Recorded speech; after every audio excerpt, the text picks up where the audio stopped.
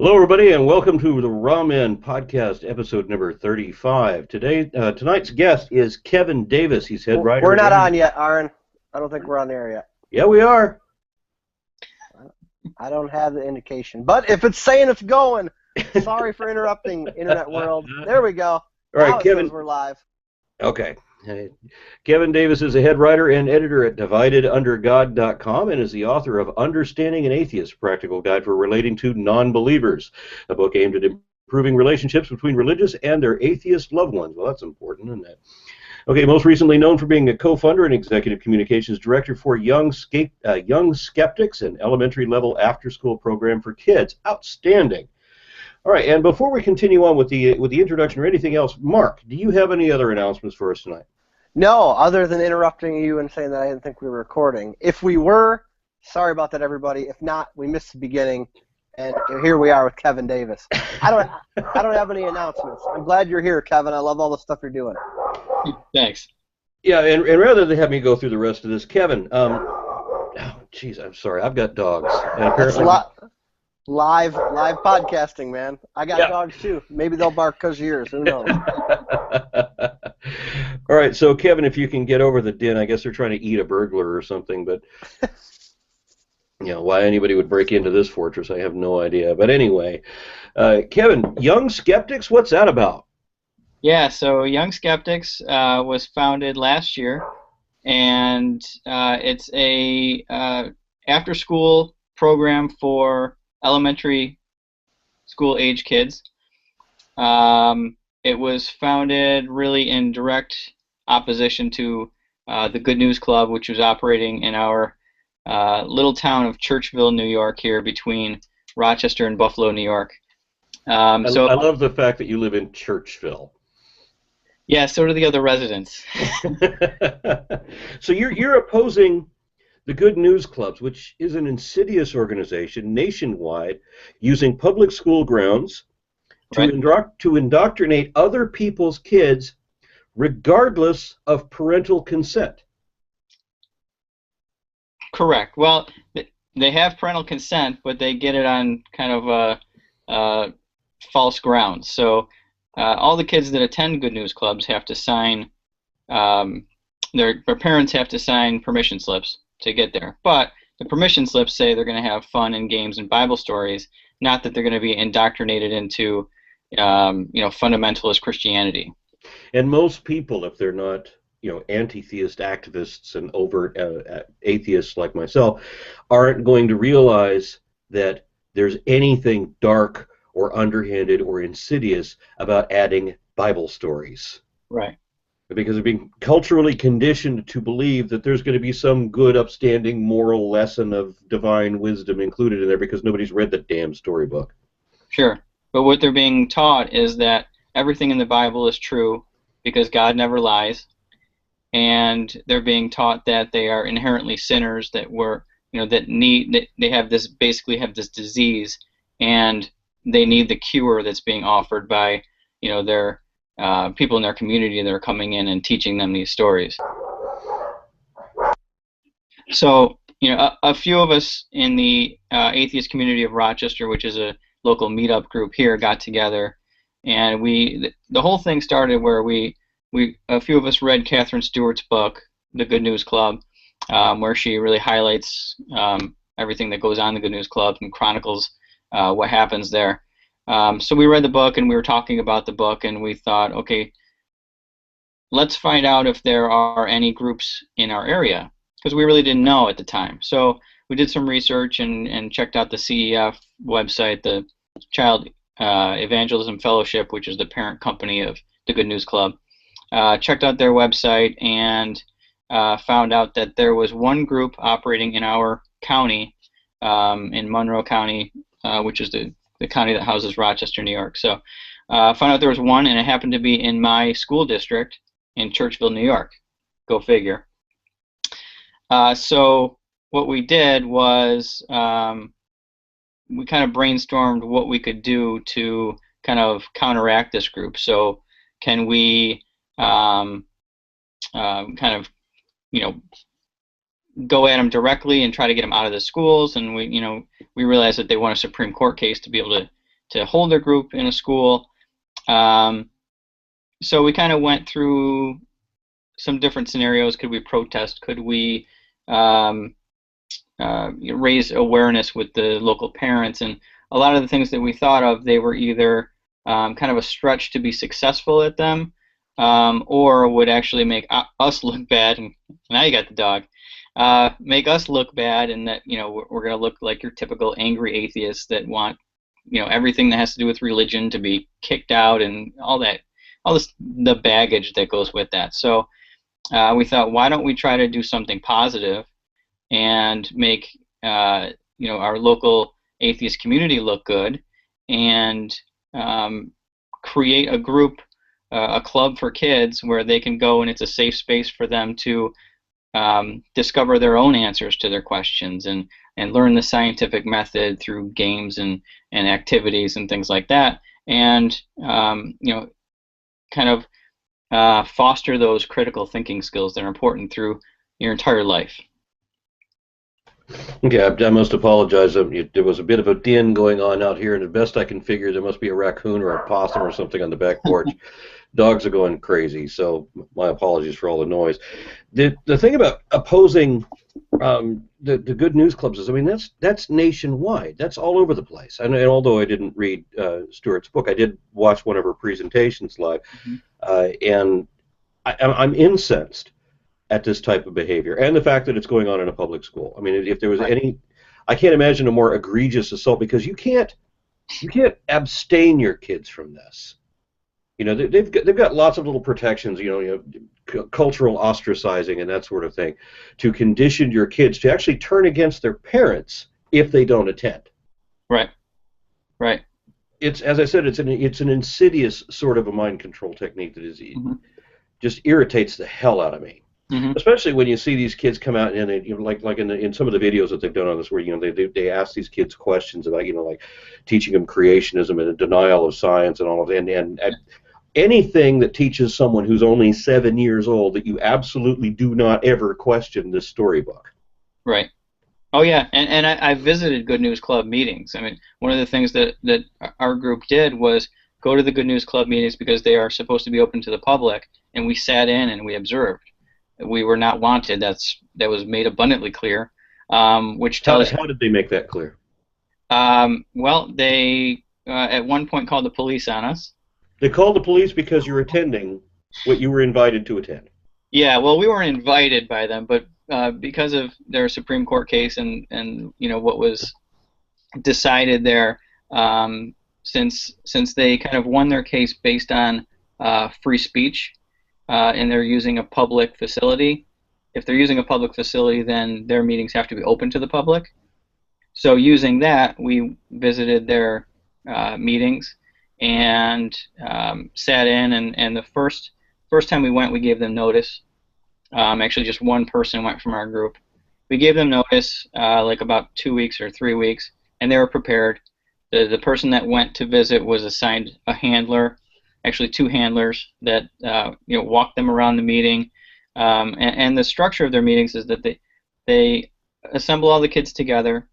They do some sort of running around activity to kind of get their energy out and calm them down a little bit, and then they assemble in a cafeteria, have kind of announcements and things, and then they break off into small groups where there'll be 5 or 6 kids with an adult, and they go off into all separate rooms.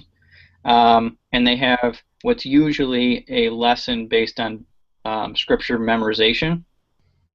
Not really being taught, where does it come from? What do people think about it? How is it interpreted?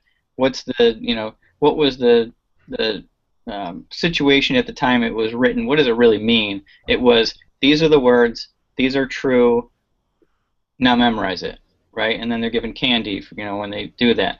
Then they all reassemble in this large group, and they have about a 45-minute to an hour lesson on a Bible story that the group's leader will go through, and there's songs and all sorts of things to keep them entertained, and cookies and brownies and all that good stuff. But one of the things that they do once they get all together is what we observed is that the leader will start off with asking kind of these repetitive questions where they asked the same questions at the beginning of each meeting every month that we went, and it was, if I can remember correctly, it was,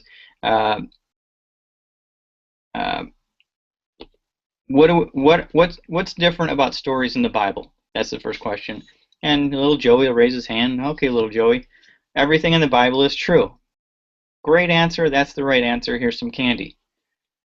Okay, how do we know that everything in the Bible is true? And little Sally raised her hand. Okay, Sally, because God never lies. Except that God didn't write the book. The book was written by lying men. And the book even says so when it says that, how can you call this truth when, behold, the scribes have turned it into a lie? Right. Right. Absolutely.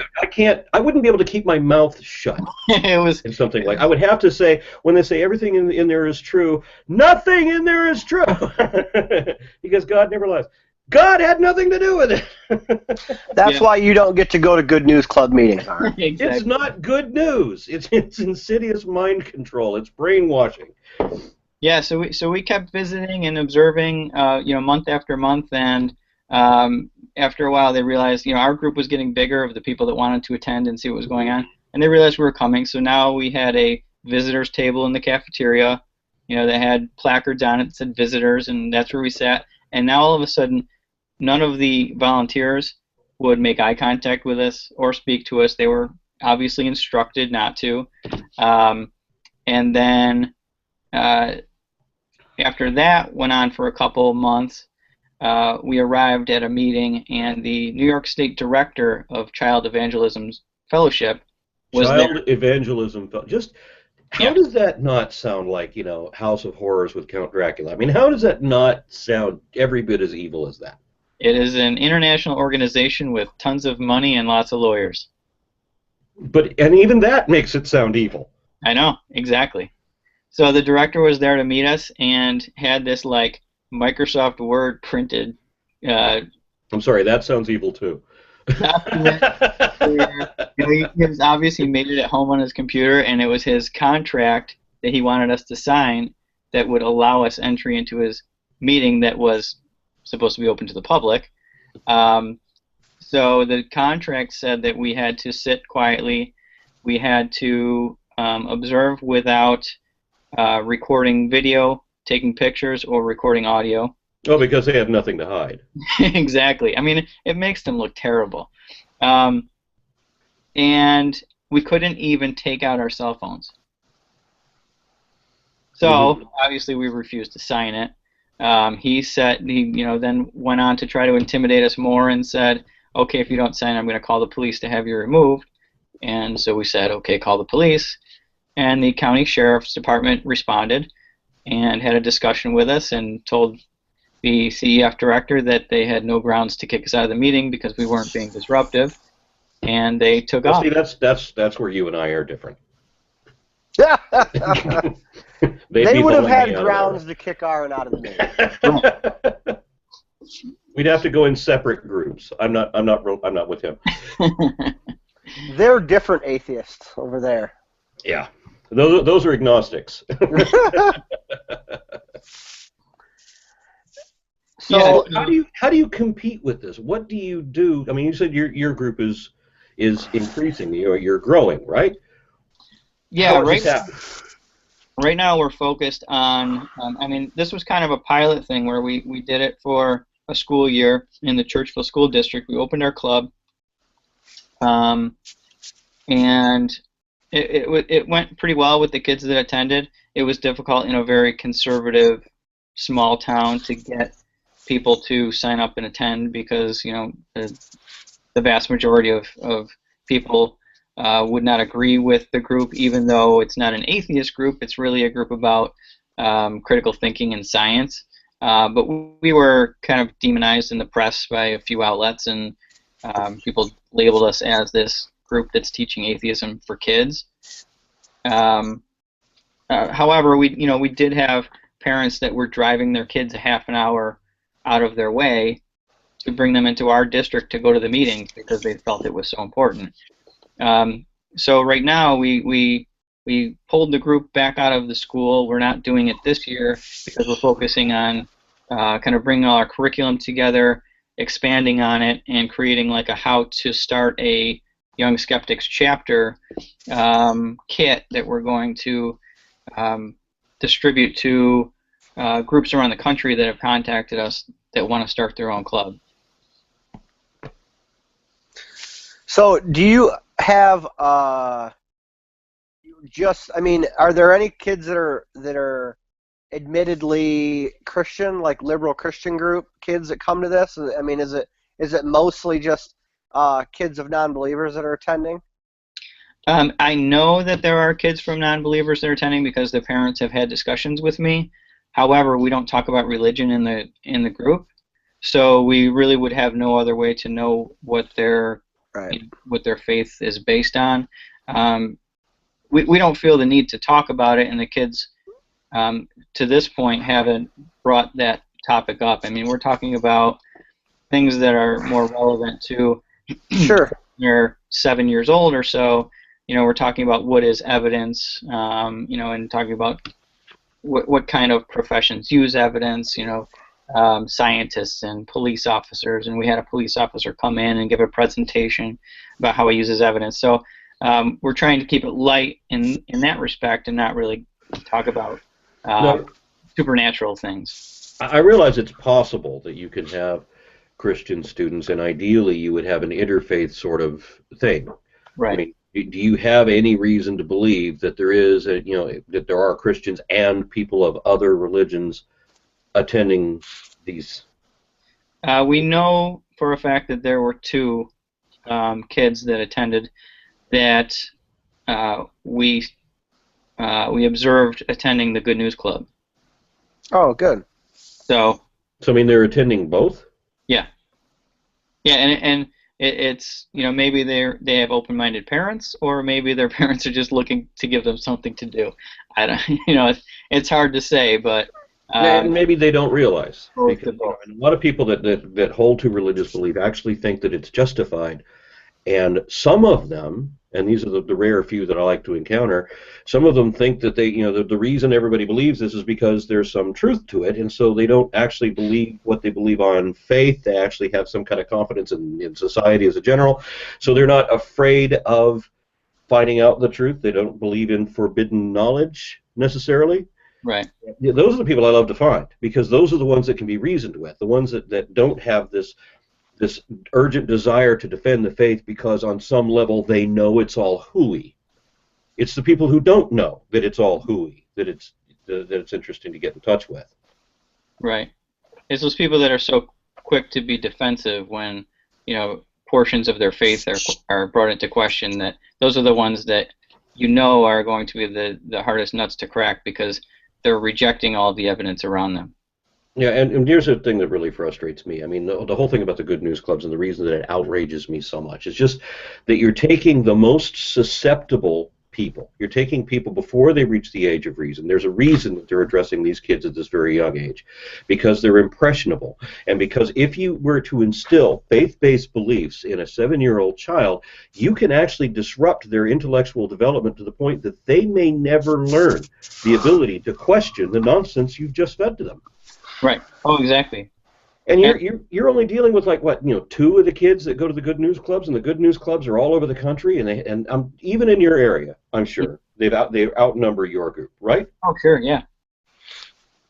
This is enormously frustrating to me. That I would think that it is immoral to lie to other people's kids in the guise of education. And when you're stating things that are not evidently true, and you are stating them as if they are evidently true, that is dishonest. Mm-hmm. Simply asserting as fact what is not evidently true is dishonest. But then, where I live here in Texas, for example, we have, in recent news, our Texas State Board of Education, responsible for politicizing the classroom, instilling right-wing, Christian conservative, religious right type of beliefs in science, sex, and social studies everywhere anywhere they can infiltrate their kind of propaganda and mislead kids. They've gotten international infamy for teaching creationism, for denigrating evolution, for saying that that climate change is maybe not real, and that sort of thing. Mm-hmm. And they just recently had a motion to put in a team of professors to fact check all of the textbooks, so that for once the information that the kids get would actually be correct. And the Board of Education voted down that motion for obvious reasons. They were put in their position to vote according to the religious bloc to promote these ideas and not allow other ideas to get through, so of course they're going to vote that down. So they're maintaining their agenda to lie to kids. And I'm outraged at that. Mhm. And you've got the same thing going on with the Good News Clubs, exactly, except worse. Right. Yeah, even, I mean, we've been through some of the training materials that are out there kind of hopping around the web for the Child Evangelism Fellowship and how they train the Good News Club instructors and facilitators. And there's actually a quote in one of their manuals that says the time to train an animal is when it's young, otherwise it will be very, very difficult. Mm-hmm. So, you know, the mentality is just it's horrid. It's horrible. And while that is true, and there's a level of that people need to understand, quite separate from that, you've got this other aspect of the aged person trying to learn all this nonsense.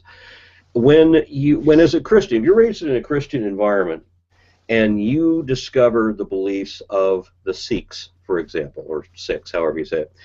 I've read some of their stuff from the Adi Granth and some of the discussions of Guru Nanak, and I've read the Bhagavad Gita, some of the things about Hinduism. When you read about or study foreign religions that you were not raised with, these beliefs seem absolutely preposterous.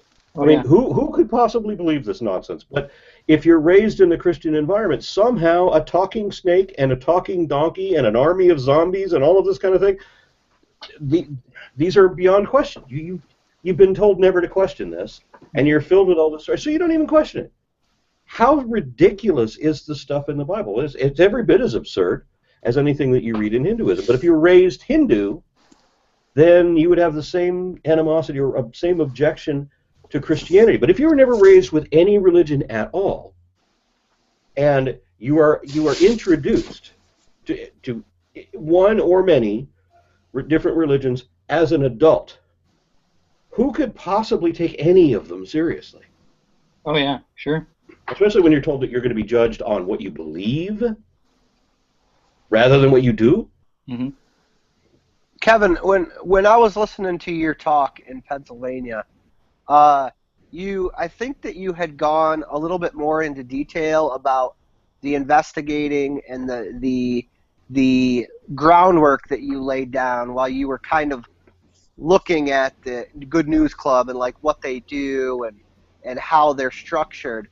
Do you have some more insight on kind of how the facilitators of these groups are taught by the company or the group that's overall in charge about how to like avoid the issues that might come up from parents asking questions and things like that before the kids actually first get there?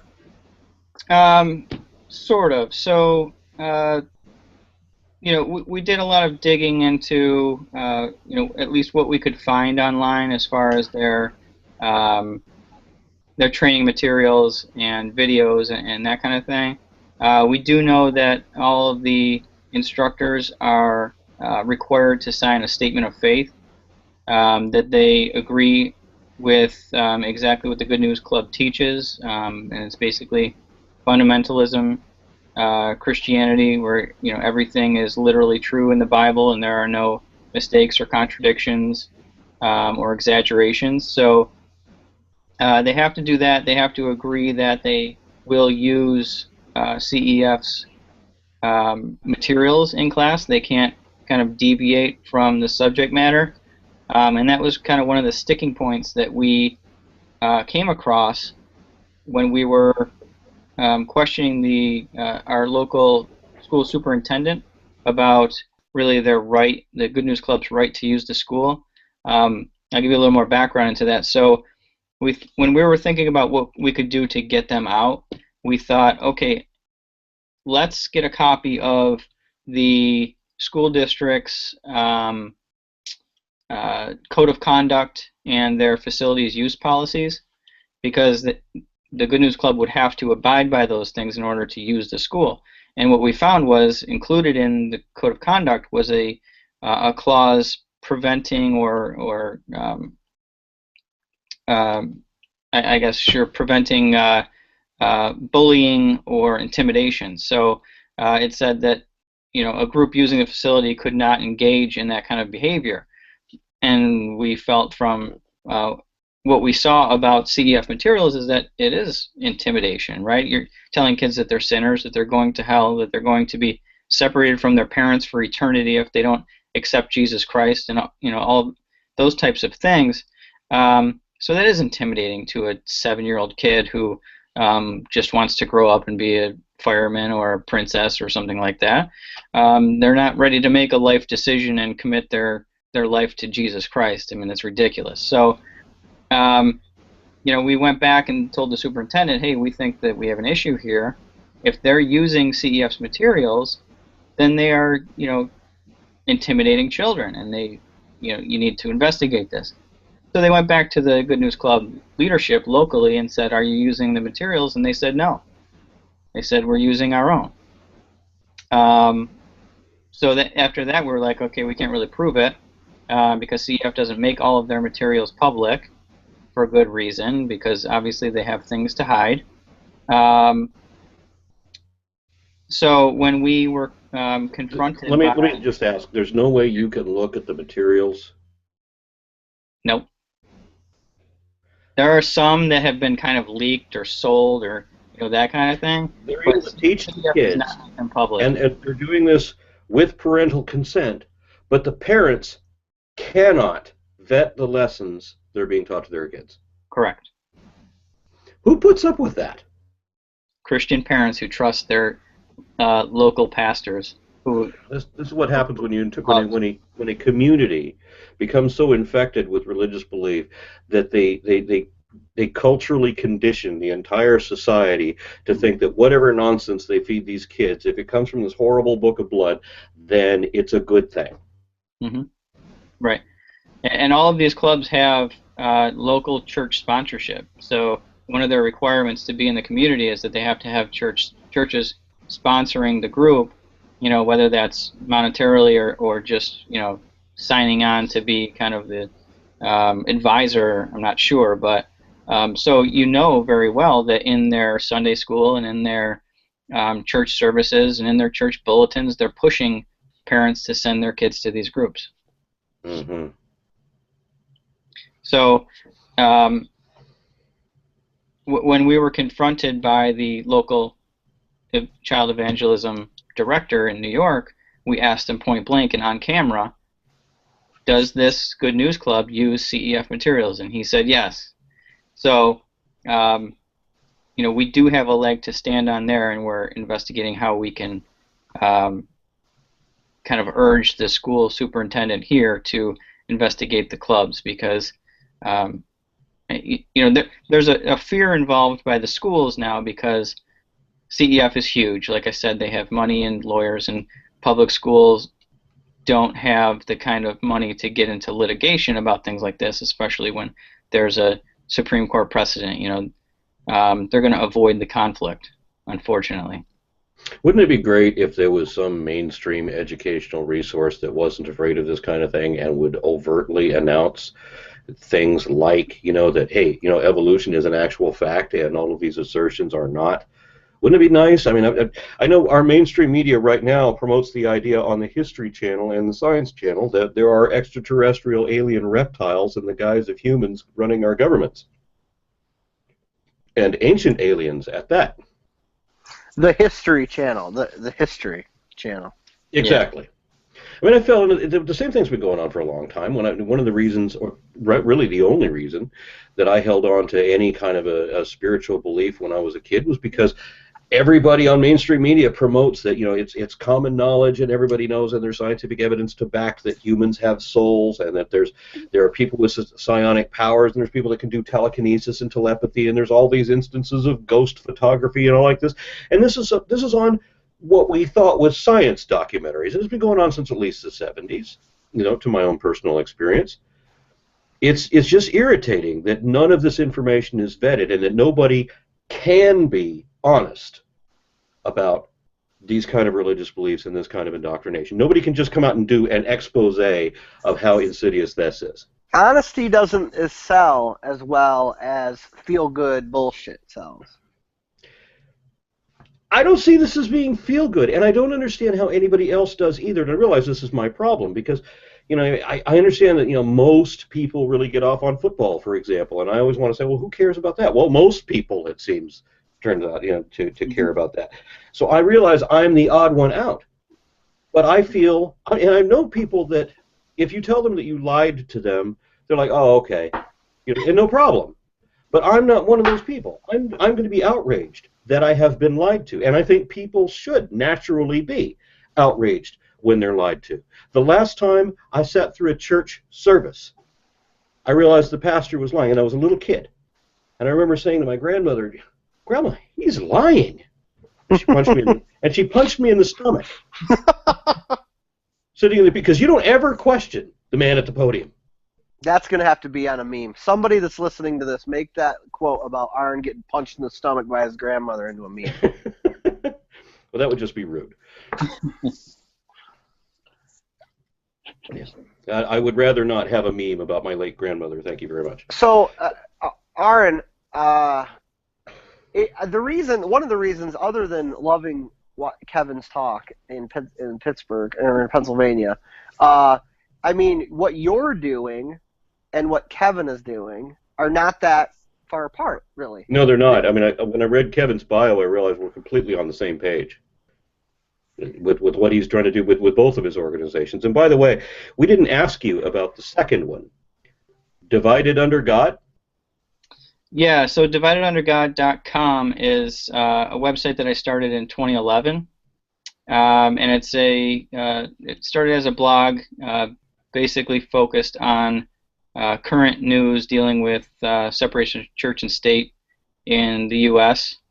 So it's just kind of a site where I talked about, or I still talk about, current events in the U.S. and I talk about young skeptics on it too, because I think that has a lot to do with church-state separation, and really give kind of my take on things, and it's grown a lot over the past 4 years or so. The readership, and I have guest writers that come in and help me out too. But it's really it's something that I put together that has actually done some good. Where I'm not just talking about stories, but kind of taking some action on things. And there was a story, has to be probably 2 years ago now. Both of you know Chris Johnson. He reached out to me because his stepmother had been denied citizenship. She's from the UK. She was denied citizenship because of her refusal to take up arms to defend the United States in her citizenship paperwork because she was 65 years old and a pacifist. So the United States... Do you require that retirement age people become drafted? I don't understand. There's a checkbox in the citizenship paperwork that says, if required, will you take up arms to defend the Constitution? No shit. Yeah. Yeah, I didn't realize we were quite so Soviet as that. I didn't know that was in there either. Yeah, so if you say no, and if you want to be a conscientious objector, you have to, what they said to her after her application was denied, they said you have to provide proof of your objector status on a church letterhead that says that you are claiming objector status based on a religious exemption. So again, we get religious exemptions. People who don't believe in nonsense don't get any special privileges. Only people who believe impossible nonsense for no good reason, those are the ones who get all the special privileges every time. Yeah, you'd think you could do some kind of humanist thing for that, but that's beside the point. Yeah. So how do you get that? I mean, okay, no, I'm sane. You know, I don't believe ridiculous absurdities, and I'm not inherently violent. How do you have to have a church of some kind? Yeah, I mean, I agree with you. I'm just saying, I think that if you wanted to do that, you probably could go down the humanist route and do that. That's all. Yeah, you could, and there, I wrote a piece on it, and it kind of went viral at the time, and some major news outlets started picking it up and running with it, and it ended up getting, you know, to FFRF and organizations like that who wrote letters on her behalf, humanist and you know, spaghetti monster churches and things like that offered to write letters on her behalf, and she kind of wanted to take the high road and said, you know, I'm not going to look for kind of the loophole to get out of this. This is wrong, and you know, she had been living here for many years, and was a permanent resident, and was doing great things. I mean, she was working for adult literacy centers and things like that. I mean, this was somebody that was doing a lot more for Americans than your average American. So, as a lot of immigrants are. Yeah, the only people that have the American dream are the people who just got here. Right. So her story ended up getting letters written on her behalf from organizations like that, and then it got to her local senator, who wrote a letter to the immigration office, and they ended up revoking their request for the paperwork and approved her application for citizenship. And she. Okay, so you're saying she did not go for the loophole, and this was the annoying thing to me, was that, you know, people, if they're not activists, they're not into this sort of thing as you and I are, they're not going to know that there are loopholes. In a lot of cases, if they're not aware of the underhanded, dark, shadowy side of religion, they're not going to realize there should be a loophole. They're not going to have any defense against this kind of thing. But I'm glad that the way you described it, that she didn't use the loophole, that she didn't find the trick, but what went over their heads to show simply that this is wrong. That I'm happy about. Mm-hmm. Well, 90% of people are just going to get to that question on the citizen test and just say, yeah, fucking fine. Right. You know what I mean? Yeah. And just check the box and not give a shit. Especially if you're in your 60s and you know they're never going to call your name. Yeah, Right, but I don't encourage lying. You know, and here's the thing. I mean, we see, like, it happens a lot in movies, right? I mean, my son was pointing this out in one of the movies we were watching. He says, you know, the reveal.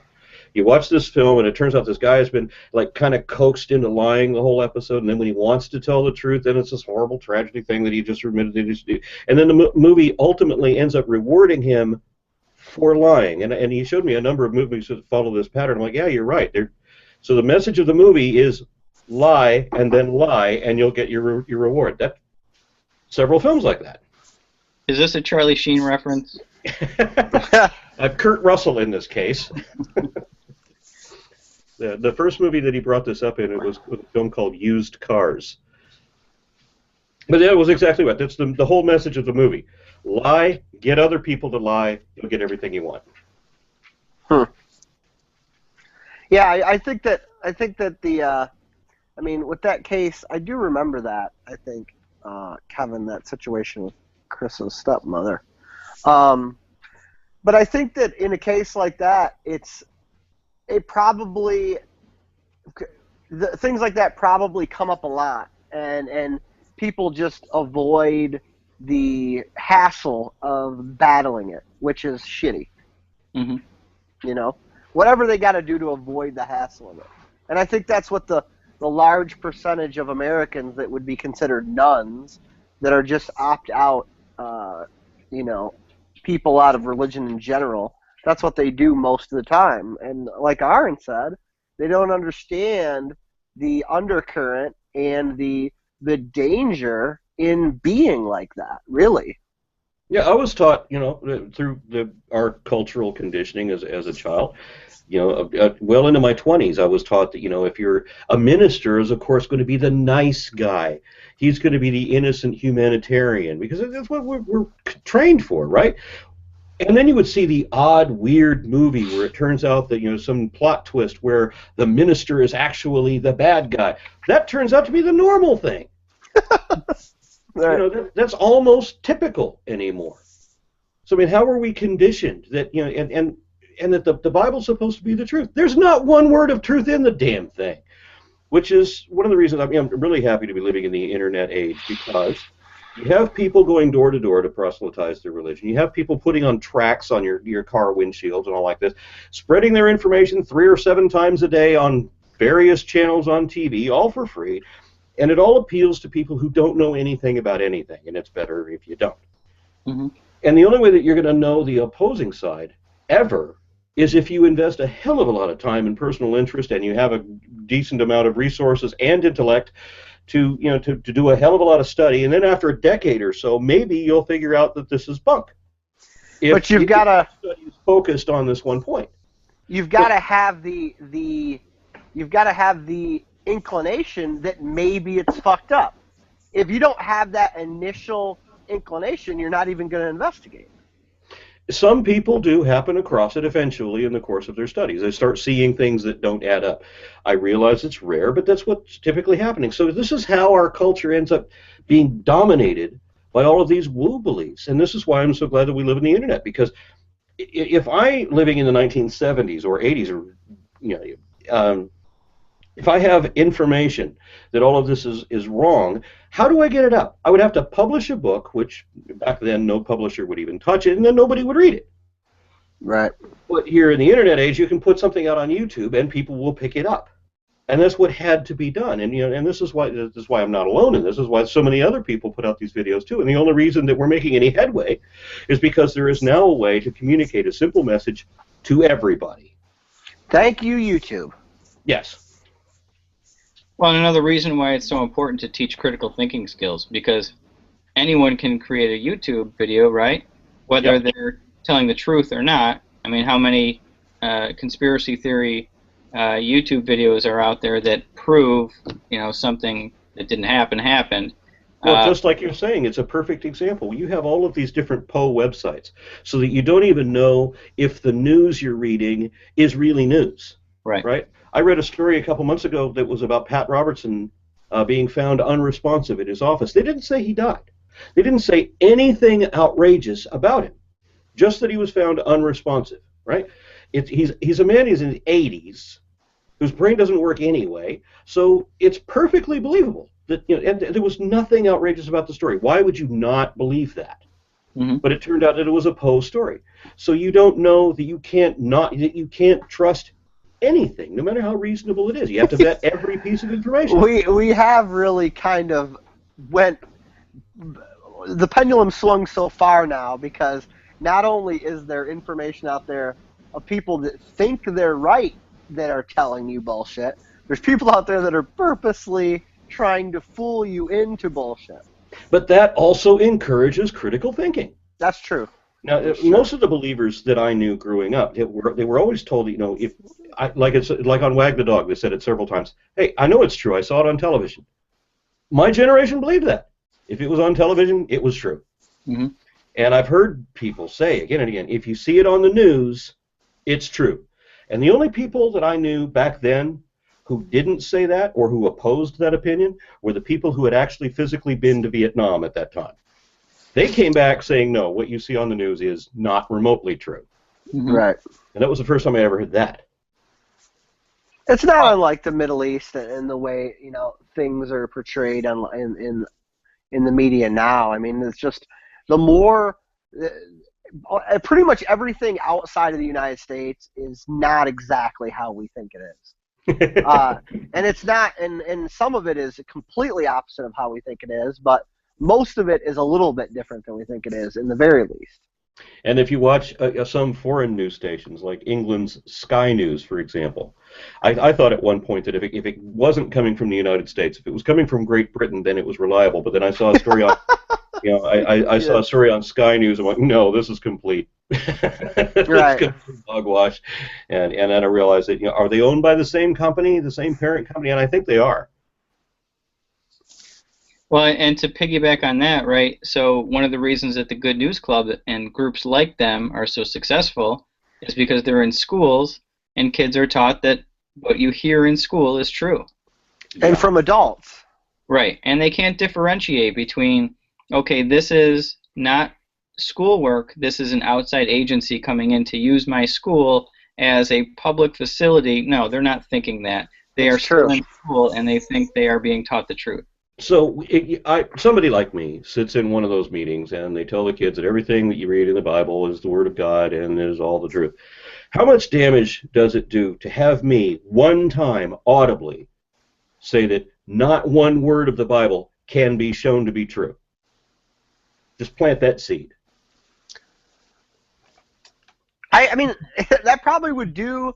There would be some child in there that you know, conceivably could change with just that one seed. But the deluge of the Good News Club, coupled with their parents, coupled with Sunday school, coupled with the media that their parents surround them with, it's a really, really thick suit of armor, really. So why do we not have mainstream television type programs like, like Cosmos, right? Where they're not just talking about the history of science and so forth, where they're actually talking about, teaching critical thinking, teaching skepticism. How come we don't have any mainstream shows like that? And I know that you want to say that, well, the feel-good nonsense thing is what everybody's going to buy into. And there are a lot of ridiculous people who will do that. But I want to see an educational source that is actually trying to be educational and trying to make people that aren't just what do I be well-behaved or obedient servants. No, but Cosmos has the potential of changing the entertainment landscape and the media landscape of America, because it was wildly successful and it made a lot of money and people loved it. So that could make a difference on the kind of things that we do see coming down the pipe. So, kudos to Seth MacFarlane and company for that. Uh-oh, Aaron's gone. We lost him. I don't know if that's going to lose the broadcast or not, so we'll just keep on keeping on. So tell me about the poster behind you. The poster behind me, that is my book cover of the book that I wrote last year called Understanding an Atheist, and it's a book that's actually kind of focused on the believer. So it's a book that I wrote for believers about non-believers, because what I found, and just being an atheist in a Catholic family, is that believers don't really understand us, right? So they're oftentimes so focused on the atheism, and they look past the human. At least that's the experience that I've had. So I decided to write a book where it's kind of a conversation starter, and it's meant for it's not something that is going to tear down religion. It's not something that is going to try to change minds of believers. But what it's meant to do is to start that conversation with atheist loved ones. So it's out there for really for atheists to give to their believing family members and friends as a gift, and this is to say, hey, this is what I'm all about. It's really to attack the elephant in the room, where in most social or family situations, theists are not prepared or not willing or not comfortable having that conversation about, hey, what do you believe about this? So it's just something to kind of start that thought process and allow believers a little glimpse into what we stand for and believe, without really setting up a straw man. Is it available still? I mean, on Amazon and all that? Yep, it's available on Amazon. It's on Audible as an audiobook. It's on... Who did the audiobook? You? No, nobody wants to listen to me. No, I hired a real voice for that. Oh, good. Aaron, can't hear you if you're trying to talk. We have let's see, 10 minutes left. So do you know about Aaron's project? videos for the middle school and for the high school and for early college, introductions into evolution and things like that. Have you been following that stuff? I know just a little bit about it, just that he's involved with it and he's making videos for, that are science education videos. But Yeah. that's about all I know so far. I mean, those are awesome. Those might be something that maybe you could utilize in the Young Skeptic stuff, because he could tell you more about it if we could hear him. But he has developed with his wife, who is a curriculum developer and teacher, a very simple and very robust and very effective way to communicate these very advanced ideas to younger people. I mean, they work for me, and if I can do it, anybody can do it. And I think they're really great. That's the entire reason this podcast got started, because it was one of the levels on his Patreon. You can still go to patreon.com/RNRA and check out the Patreon award levels. But one of them was, if I get to a certain amount of money, he'll make a podcast. Blew past that requirement within the first couple of days, and he's like, oh, shit, now I have to make a podcast. So I wanted to talk a little bit about the idea of the Young Skeptics going kind of national. Like you said, you're putting together packets, and you're putting together like what is it? Is it like something you're going to mail out? I mean, what kind of response have you gotten from people around the country? Yeah, I mean, we're trying to do it as cost effectively as possible, so it'll be electronic, as of this moment, where it'll be like a guide of how to start a chapter of Young Skeptics in your community, and what insurance do you need, what paperwork do you need. The other chapters will be under our umbrella as we're incorporated and we're trademarked and all that stuff. So there'll just be other chapters of Young Skeptics. So we've done the groundwork there, and it's really going to be handing off our curriculum, lesson plans, things like that, and really, kind of how to tips on how to, stir up community support, press releases, that kind of stuff, to really kind of get the motions going and get the group started. What kind of things you need to do with your school district, to what kind of forms you need to use facilities, who need to contact, all that stuff. The kind of the headaches that we had over the first year of trying to get this group going, we've taken care of all of that, and now we want to just get more groups going and really reach out to more kids, where in our small community we realized, we have a handful of kids that are going to attend our groups. Let's see if we can reach out to as many kids as possible by taking advantage of all these people that are really emailing me, calling me, and saying, hey, we want to start a group. How do we do it? How can you help us? So when you say when you're talking about the people putting this all together, I mean, who else is on your team here? Is it like you and your wife, or like who's the we? Right now we have 4 people on our board of directors. There's myself, who is the executive and communications director. Dan Courtney, who is the what is his title? He is a operations director. We have his brother Bill Courtney, who is our human resources director, who helps vet volunteers and that kind of thing. And then we have Shannon LeJewitt, who is our curriculum director. Are you guys able to hear me now? Yeah, you're back. There you are. Yeah, I had to open another browser. I don't know what was up with that. I know. You have right now. It looks like your sound is coming through. Oh, your other one dropped out. Looked like your sound was coming through one, and your video is coming through the other. Now we can't see you, but we can hear you, which is the most important part for a podcast. Yeah, I guess so. I don't know what's going on with the camera.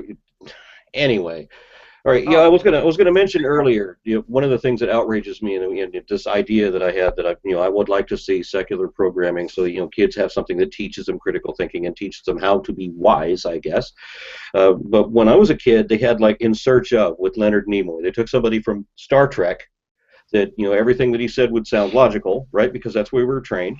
And they have him do this show where they talk about complete nonsense, and we all believe it because it's Leonard Nimoy. And then in a next generation, they take the guy that played Commander Riker from the Next Generation Star Trek, and they had him doing some weird "is it true" thing, and they always end it with the question, is it possible that this could have happened? And they always leave it open that it could happen. No, it can't. Right. There are reasons why these things can't happen. You may as well answer, follow the thing up with, is it possible monkeys might fly out of my ass? No. There are reasons why. None of this is possible at all. There's no precedent, there's no parallel, there's no indication any of this could happen, and there's reasons why we know it can't happen. But people aren't taught that way. And it's frustrating to me that our culture just isn't, as a whole, wants to inspire absurd beliefs like this. And look at the result. Look at who we have running for president. And you end up with Bobby Jindal. Exactly. That's where you end up with ideas like that. Yeah, and Ted Cruz and Mike Huckabee and a lot of them. And our buddy Ben Carson. Our friend Ben. Yeah, the brain surgeon. Disappointing. I think he performed his own lobotomy. Yeah, so it would seem. Yeah, they were saying on the Daily Show how retired brain surgeon and now full-time sleepy person, because he always looks like he's about ready to fucking pass out. Did you see the thing about who would you call first regarding our allies, and he doesn't know who our allies are? Yeah. Yeah. I'd call all of them. Brilliant. The one guy on his staff, and this is like a nightmare. The one guy on his staff said that he needs some work on his foreign policy. He said that on the news. They I was like, holy shit.